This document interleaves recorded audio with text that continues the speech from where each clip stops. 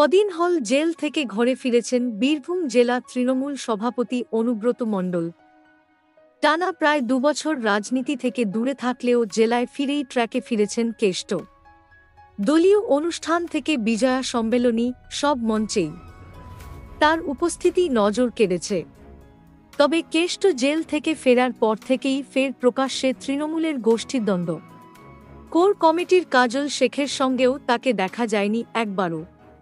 এই পরিস্থিতিতে কেষ্ট ফেরার পর কি ফের তিনি একচ্ছত্র ক্ষমতার অধিপতি হবেন নাকি কোর কমিটির হাতেই থাকবে যাবতীয় ক্ষমতা, এই নিয়ে প্রশ্ন উঠছিল। এরই মধ্যে শোনা যাচ্ছে বীরভূমের সংগঠনের দিকে এবার বিশেষ নজর দিয়েছেন তৃণমূলের সর্বভারতীয় সভাপতি তৃণমূলের second in command Abhishek Bandyopadhyay. অভিষেকের ঘনিষ্ঠ মহল সূত্রে খবর, সাংসদ চাইছেন বীরভূম জেলার সংগঠন কোর কমিটির হাতেই থাকুক। জেলা সভাপতি হিসেবে অনুব্রত মণ্ডল যেন কোর কমিটিকে সঙ্গে নিয়ে চলেন, এমনটাই চাইছেন নেতা।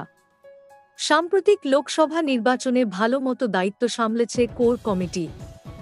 জেলায় বিপুল ভোটের জয়ী হয়েছে তৃণমূল।